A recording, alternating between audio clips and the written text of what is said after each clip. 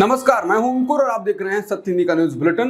एक नजर अब तक की सुर्खियों पर। सुप्रीम कोर्ट ने नीट यूजी परीक्षा को रद्द करने से इनकार कर दिया है। चीफ जस्टिस डीवाई चंद्रचूड़ की अध्यक्षता वाले 3 जजों की बेंच ने कहा है कि इस बात के कोई पुख्ता प्रमाण नहीं है जो ये साबित कर सकें कि परीक्षा के प्रश्न पत्र योजनाबद्ध तरीके से लीक हुए थे।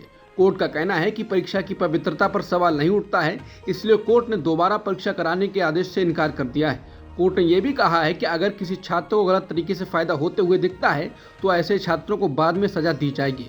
कोर्ट का कहना है कि फिर से परीक्षा होने से 20 लाख से ज़्यादा छात्रों पर इसका गंभीर असर होगा। इससे मेडिकल की पढ़ाई के लिए दाखिले का कार्यक्रम भी प्रभावित होगा। नीट यूजी परीक्षा पर सुनवाई करते हुए सुप्रीम कोर्ट ने कहा कि यह आदेश नीट परीक्षा की शुचिता पर है। जस्टिस चंद्रचूड़ ने कहा कि अगर किसी छात्र को कोई व्यक्तिगत शिकायत है तो वो कानून के अनुसार अपने अधिकारों को पाने के लिए स्वतंत्र है। ऐसे छात्र अपनी मांगों को लेकर हाई कोर्ट जा सकते हैं। अदालत ने कहा कि वो भारत सरकार द्वारा गठित 7 सदस्यीय कमेटी को कुछ सुझाव भेजेगा। अदालत ने कहा कि कमेटी अदालत के निर्देशों का पालन करते हुए ये सुनिश्चित करेगी कि एनटीए द्वारा करवाई जाने वाली नीट यूजी और अन्य परीक्षाओं की प्रक्रिया को मजबूत किया जाए ताकि भविष्य में ऐसी गलतियां ना हों। नियुक्ति के साथ ही विवादों में आई ट्रेनी आईएएस पूजा खेड़कर की मुश्किलें कम होने का नाम नहीं ले रही हैं।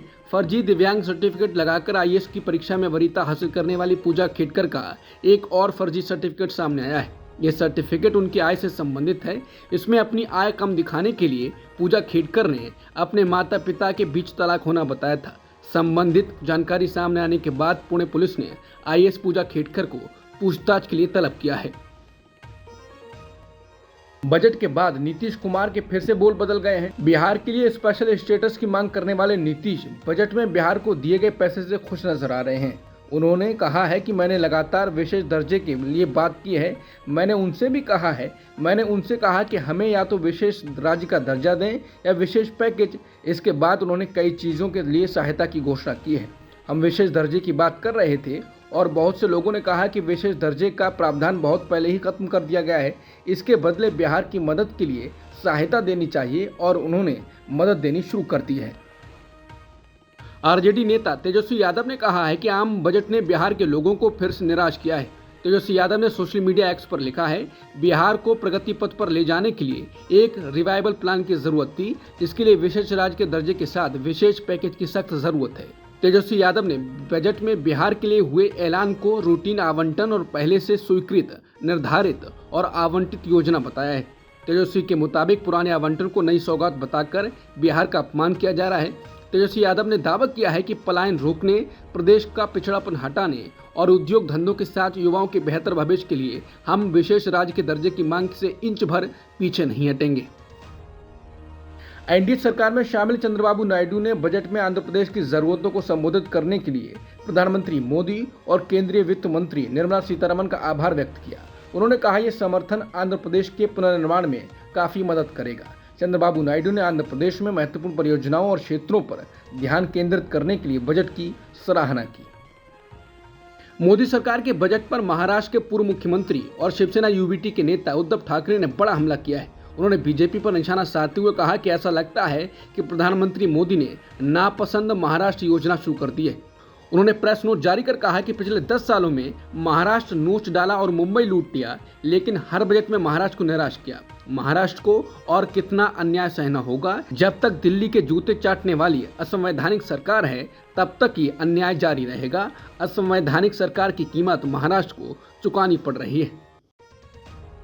लोकसभा में विपक्ष के नेता राहुल गांधी ने आम बजट को कुर्सी बचाओ बजट कहा है। राहुल गांधी ने आरोप लगाया है कि यह बजट सहयोगी दलों के तुष्टीकरण का बजट है। उनका आरोप है कि बजट में दूसरे राज्यों की शर्त पर सहयोगी दलों को खोखले वादे किए गए हैं। कांग्रेस नेता ने सोशल मीडिया पर पोस्ट के जरिए इस बजट को पूंजीवादियों को फायदा पहुंचाने वाला बजट बताया है। राहुल गांधी ने किसी भी बड़े कारोबारी का सीधा नाम लिए बगैर लिखा है, इससे ए को फायदा होगा, जबकि आम लोगों के लिए बजट में कोई राहत नहीं है। राहुल गांधी ने बजट के कई प्रावधानों को कांग्रेस के घोषणा पत्र और पुराने बजट की नकल बताया है। कांग्रेस अध्यक्ष मल्लिकार्जुन खड़गे ने कहा कि कांग्रेस के न्याय के एजेंडे को ठीक तरह से कॉपी भी नहीं कर पाया मोदी सरकार का नकलची बजट। मोदी सरकार का बजट अपने गठबंधन के साथियों को ठगने के लिए आधी अधूरी रेवड़ियां बांट रहा है ताकि एनडीए बची रहे। ये देश की तरक्की का बजट नहीं, मोदी सरकार बचाओ बजट है। कांग्रेस अध्यक्ष मल्लिकार्जुन खड़गे ने कहा कि मोदी सरकार के बजट में एससी एसटी का नाम ही नहीं है। इस बार एससी एसटी को जिस स्पेशल कंपोनेंट के तहत पैसा देना था वो नहीं किया गया है। शायद मोदी सरकार किसानों, मजदूरों, गरीबों, दलितों से नाराज है क्योंकि इन सभी ने इंडिया गठबंधन का समर्थन किया है, इसलिए वो उनको नजरअंदाज कर सबक सिखाना चाहते हैं। वहीं जातिगत जनगणना करने के लिए जितना बजट रखना था उसका भी कोई जिक्र नहीं किया गया। सीएम ममता बनर्जी ने कहा यह बजट दिशाहीन है, इसमें कोई विजन नहीं है, सिर्फ राजनीतिक मिशन है। मुझे इसमें कोई रोशनी नहीं दिख रही है, सिर्फ अंधेरा है। ये जन विरोधी, गरीब विरोधी बजट है। ये बजट जनसाधारण के लिए नहीं है, यह एक पार्टी को खुश करने के अनुरूप तैयार किया गया है। ये राजनीतिक पक्षपातपूर्ण बजट है। कांग्रेस नेता सुरजेवाला ने कहा कि मोदी 3.0 के बजट में निराशा व हताशा है। 0+0 = 0। किसान के लिए कुछ नहीं, ना एमएसपी की गारंटी, ना कर्ज से राहत, ना डीजल, कीटनाशक दवाई, खाद की कीमत कम, बस बातें ही बातें। युवाओं के लिए झुंझुना, नए रोजगार का कोई रास्ता नहीं। सालाना सिर्फ 20 लाख युवाओं को इंटर्नशिप, असंगठित क्षेत्र को चवन्नी तक नहीं, क्या 15,000 वो भी 3 किश्तों में, उससे असंगठित क्षेत्रों में रोजगार पैदा हो सकता है। लेबर इंटेंसिव यानी रोजगार पैदा करने वाले छात्रों, कपड़ा, कंस्ट्रक्शन आदि के लिए कुछ नहीं। एससी एसटी ओबीसी शब्द का बजट स्पीच में नामो निशान तक नहीं। साफ है लोकसभा में बीजेपी के खिलाफ वोट न देने की सजा भी है और भाजपा का एससी एसटी ओबीसी विरोधी चेहरा भी। मध्यम वर्ग व नौकर पेशा को 10 साल से कोई राहत नहीं, न टैक्स एक्सेप्शन स्लैब बढ़ी, न कोई राहत। देश के गरीब की जिंदगी सुधारने के लिए 0, बस 5 किलो राशन लो और गरीबी में गुजारा करो। कांग्रेस नेता पवन खेड़ा ने बजट के बाद मोदी सरकार को कॉपी पेस्ट सरकार बताया और कहा कि 2024-25 के बजट में कांग्रेस की घोषणा पत्र का असर है। निर्मला सीतारमण को कांग्रेस न्याय पत्र 2024 का सहारा लेना पड़ा। कांग्रेस के 5 न्याय में सबसे पहला न्याय युवा न्याय है। पहली नौकरी पक्की में युवा न्याय के तहत हर डिग्री डिप्लोमा होल्डर को 1 लाख रुपए के स्टाइपेंड। बजट 2024 में सिर्फ 1 करोड़ युवाओं के लिए इंटर्नशिप का प्रावधान। इंटर्नशिप के दौरान 60,000 रुपए का प्रावधान। मोदी सरकार को आइडिया के लिए कांग्रेस को धन्यवाद देना चाहिए। बजट में नई टैक्स रिजीम चुनने वालों के लिए अब 7,75,000 तक की इनकम टैक्स फ्री हो गई है, यानी उन्हें 17.5 हज़ार रुपए का फायदा हुआ है। पहली नौकरी वाले जिनकी सैलरी 1 लाख रुपए से कम होगी उन्हें सरकार अधिकतम 15,000 रुपए 3 किश्तों में देगी। बजट पेश करते हुए वित्त मंत्री निर्मला सीतारमण ने किसानों को कई सौगातें दी। उन्होंने ऐलान किया कि कृषि और इससे जुड़े क्षेत्रों के लिए 1.52 लाख करोड़ रुपए का प्रावधान है। देश के 400 जिलों में डीपीआई का उपयोग करते हुए खरीफ फसलों का डिजिटल सर्वेक्षण किया जाएगा। 5 राज्यों में जन समर्थ आधारित किसान क्रेडिट कार्ड जारी किए जाएंगे। झींगा मछली ब्रूड स्टॉक के लिए केंद्रीकृत प्रजनन केंद्रों का नेटवर्क स्थापित करने के लिए वित्तीय मदद की जाएगी। किसानों के लिए 32 कृषि और बागवानी में फसलों को 109 उच्च पैदावार और जलवायु अनुकूल किस्में जारी की जाएंगी। देश भर में 1 करोड़ किसानों को प्रमाणीकरण और ब्रांडिंग के जरिए से प्राकृतिक खेती करने के लिए मदद की जाएगी। 10,000 जैव इनपुट संसाधन केंद्र स्थापित किए जाएंगे। वित्त मंत्री निर्मला सीतारमण ने लोकसभा में मोदी सरकार के तीसरे कार्यकाल का पहला आम बजट पेश किया। वित्त मंत्री ने बड़ी घोषणा करते हुए कहा कि मुद्रा लोन की सीमा को 10 लाख रुपए से बढ़ाकर 20 लाख रुपए कर दिया जाएगा। वहीं पीएम आवास योजना के तहत 10 लाख करोड़ के निवेश से 1 करोड़ शहरी गरीबों और मध्यम वर्ग के परिवारों की शहरी आवास जरूरतों को पूरा किया जाएगा। बजट पेश करते हुए वित्त मंत्री ने कहा कि देश में उच्च शिक्षा के लिए 10 लाख रुपए तक का लोन दिया जाएगा। इसके अलावा भारत की शीर्ष कंपनियां 5 साल में 1 करोड़ युवाओं को कौशल प्रशिक्षण देंगी। 5,000 रुपए मासिक मानदेय के साथ 12 माह की प्रधानमंत्री इंटर्नशिप दी जाएगी। केंद्र सरकार 4.1 करोड़ युवाओं को रोजगार के लिए 5 योजनाएं लाएगी। इसके लिए आने वाले 5 साल में 2 लाख करोड़ रुपए खर्च किए जाएंगे। बजट पेश करते हुए वित्त मंत्री ने बिहार को सड़क इंफ्रास्ट्रक्चर के लिए 26,000 करोड़ रुपए देने की बात कही।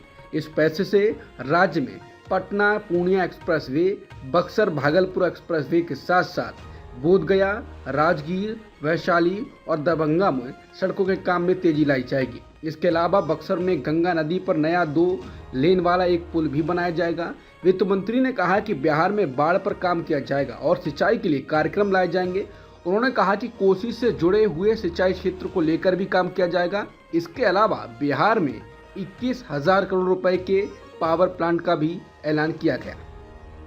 वित्त मंत्री ने कहा कि आंध्र प्रदेश पुनर्गठन अधिनियम, हमारी सरकार ने आंध्र प्रदेश पुनर्गठन अधिनियम में प्रतिबद्धताओं को पूरा करने के प्रयास किए हैं। राज्य की पूंजी की आवश्यकता को पहचानते हुए हम बहुपक्षीय एजेंसियों के माध्यम से विशेष वित्तीय सहायता की सुविधा प्रदान करेंगे। भविष्य के वर्षों में अतिरिक्त राशि से 15,000 करोड़ रुपए की व्यवस्था की जाएगी। बजट में शहरी आवास योजना का ऐलान किया गया है। इसके तहत 10 लाख करोड़ रुपए के निवेश से 1 करोड़ गरीब और मध्यम वर्ग के परिवारों की आवास की जरूरतों को पूरा किया जाएगा। इसमें अगले 5 वर्षों में 2.2 लाख करोड़ रुपए की केंद्रीय सहायता शामिल होगी। शहरी आवास के लिए किफायती दरों पर ऋण उपलब्ध कराने के लिए सरकार ब्याज सब्सिडी योजना लाएगी। इसके साथ ही सरकार बेहतर उपलब्धता के साथ कुशल और पारदर्शी किराए के आवास बाजार की स्थापना करेगी। भाजपा के असंतुष्ट वरिष्ठ नेता और उप मुख्यमंत्री केशव प्रसाद मौर्य ने उत्तर प्रदेश सरकार पर एक और हमला बोला है। उन्होंने जानना चाहा है कि आउटसोर्सिंग के जरिए की गई भर्ती में आरक्षण नियमों का पालन किया गया या नहीं। मौर्य की इस पैंतरेबाजी के बाद प्रदेश भाजपा अध्यक्ष भूपेंद्र चौधरी ने दोनों डिप्टी सीएम की बंद कमरे में बैठक बुला ली। इस बैठक में मुख्यमंत्री योगी आदित्यनाथ को नहीं बुलाया गया। बैठक 1 घंटे से अधिक समय तक चली। कहा जा रहा है कि दोनों डिप्टी सीएम प्रदेश में सीएम पद पर नेतृत्व परिवर्तन चाह रहे हैं। उत्तर प्रदेश में लोकसभा चुनाव में भाजपा का प्रदर्शन अच्छा नहीं रहने को लेकर सरकार और संगठन के बीच चल रहे कथित विवाद पर अभी तक विराम नहीं लग पाया है।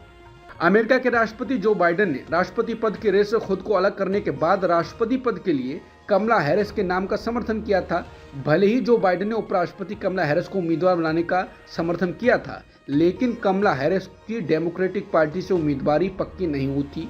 उन्हें पार्टी का समर्थन हासिल करना था।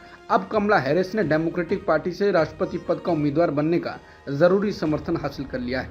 कमला हैरिस ने सोशल मीडिया पर ट्वीट कर लिखा है, मुझे गर्व है कि मैंने हमारी पार्टी का उम्मीदवार बनने के लिए जरूरी समर्थन हासिल कर लिया है। अब तक की सुर्खियों में इतना ही। बाकी खबरों के लिए बने रहिए सत्यहिंदी.com के साथ।